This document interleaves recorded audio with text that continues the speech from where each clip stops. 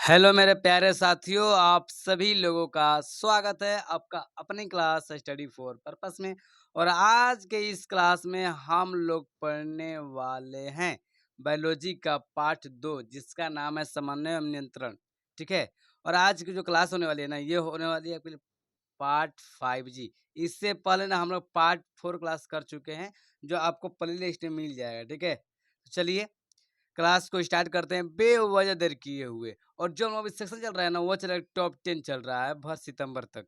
इसके बाद हम लोग लाएंगे टॉप 20 मतलब टॉप 20 प्रश्न जो आपके लिए काफी महत्वपूर्ण होंगे, वो चलेगा अक्टूबर में। ठीक है, चलिए चलिए प्रश्न नंबर 41 क्या है जी। देखिए, इससे पहले हम आप लोग से फिर बोल दे रहे हैं कि पार्ट 4 तक क्लास कर चुके हैं जी।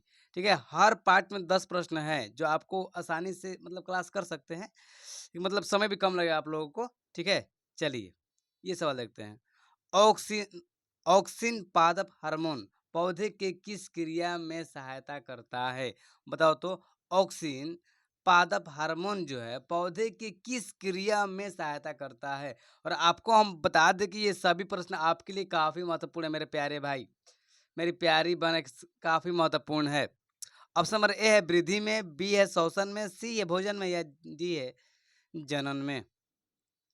जल्द से जल्द मेरे प्यारे भाई बता दीजिए इसका सही उत्तर क्या होगा। चलिए, इसका जो सही उत्तर होगा वो होगा ऑप्शन नंबर ए वृद्धि में। ऑक्सीजन जो ऑक्सीजन पादप जो हार्मोन होते हैं ना, पौधे के वृद्धि में काम करते हैं। चलिए अगला प्रश्न। तंत्रिका तंत्र का भाग है, बताइए तो। तंत्रिका तंत्र का भाग है, ऑप्शन नंबर ए है मस्तिष्क, बी है रीढ़, सी है रज्जु, डी है इनमें से सभी। जल्द से जल्द मेरे प्यारे भाई बता दीजिए इसका सही उत्तर क्या हो जाएगा। मेरी प्यारी बहन आप भी बताइए तो। चलिए, हमें भरोसा है कि आप लोग मन में सोच लिए होंगे। ठीक है, तंत्रिका जो तंत्र भाग है सभी ने जी, मस्तिष्क भी होता है, रीढ़ भी होता है, रज्जु भी होता है, इनमें से क्या हो जाएगा सही? डी जो ऑप्शन है बिल्कुल सही होगा जी, इनमें से सभी। चलिए अगला प्रश्न क्या है जी। एस्ट्रोजन, प्रोजेस्टेरोन एवं रिलैक्सिन हार्मोन स्रावित होते हैं अंडाशय से, वृषण से, एड्रिनल से, सॉरी एड्रिनल ग्रंथि से, डी है अग्नाशय से। तो जल्द से जल्द मेरे प्यारे भाई बता दीजिए इसका सही उत्तर क्या हो जाएगा। एस्ट्रोजन, ठीक है, प्रोजेस्टेरोन या रिलैक्सिन हार्मोन स्रावित होते हैं कहाँ से जी? अंडाशय से ना। जो ऑप्शन नंबर ए है बिल्कुल सही होगा जी मेरे प्यारे भाई। चलिए अगले प्रश्न पर। अगला प्रश्न है, इनमें से कौन मादा जनन हार्मोन है? तो जल्द से जल्द मेरे प्यारे भाई बता दीजिए इनमें से कौन मादा जनन हार्मोन है। ऑप्शन नंबर ए है प्रोजेस्टेरोन, सी है सॉरी बी है एस्ट्रोजन, और सी है एस्ट्रियाल, और डी है इनमें से सभी। तो जल्द से जल्द मेरे प्यारे भाई बताइए तो सही क्या होगा।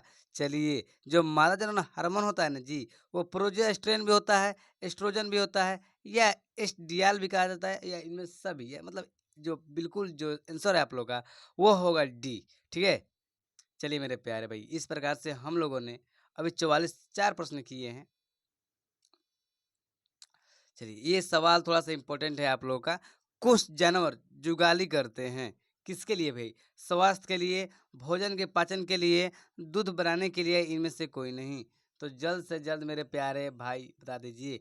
भाई आप देखे होंगे जो भैंसिया हम लोग का होता है ना जी, वो जुगली करते मतलब मुँह चलाती रहती है किसके लिए? चलिए, तो यही तो हमसे पूछा गया है, बता दीजिए किसके लिए जी? भोजन के पाचन के लिए ना।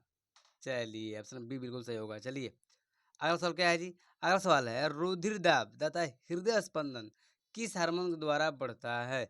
बता दीजिए, रुधिर दाब तथा हृदय स्पंदन किस हार्मोन के द्वारा बढ़ता है? ऑप्शन नंबर ए है प्रोजेस्टेरोन, बी है एस्ट्रियाल, सी है एड्रिनलिन, और डी है इनमें से रिलैक्सिन। तो जल्द से जल्द मेरे प्यारे भाई बता दीजिए जो इसका सही उत्तर होगा आप लोग का वह हो जाएगा एड्रेनलिन। ठीक है, ऑप्शन नंबर सी बिल्कुल सही होगा जी। आप लोग याद कर लीजिएगा मेरे प्यारे भाई। चलिए अगला प्रश्न क्या है जी।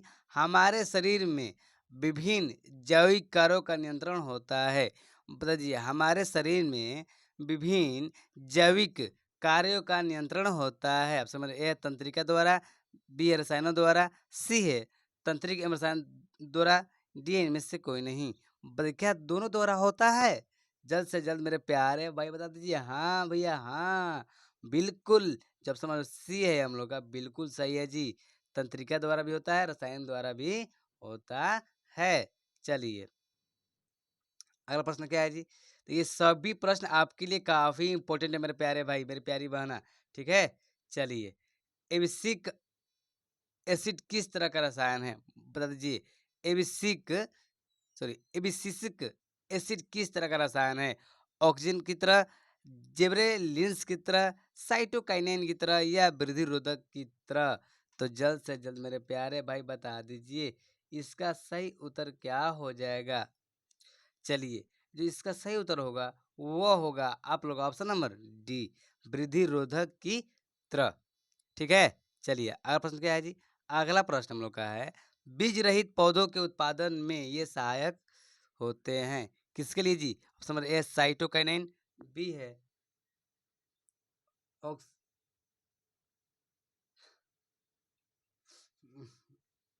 ऑक्सीजन, सी है जिबरलिंस और डी है ऑक्सीजन एवं जिबरलिंस दोनों। चलिए इसका जो सही उत्तर होगा वो होगा आप लोग का ऑप्शन नंबर डी, बिल्कुल सही होगा जी। ठीक है ना, ऑक्सीजन थोड़ा सा गलती टाइपिंग हो गया है। ठीक है, ऐसे इनको लिखना था ऑक्सीजन। ठीक है, जिबरेलिंस दोनों हो जाएगा। ठीक है, चलिए मेरे प्यारे भाई इस सवाल आप लोग को याद होगा जी। इनमें से कौन फल पकाने के लिए प्रयुक्त होते हैं? जो ना हम लोग बाजार में मिलता है जी, मौसम से पहले पका हुआ आम मिल जाता है, किसके कारण होता है? जिबरेलिंस की जो पदार्थ है इनसे फल क्या हो जाए पक जाते हैं। इसलिए ऑप्शन नंबर बी क्या हो जाए बिल्कुल सही होगा। चलिए आज के लिए इतना ही और मिलते हैं हम लोग अगले क्लास में। इस प्रकार से आज ना हम टॉप 10 भी प्रश्न किए हैं।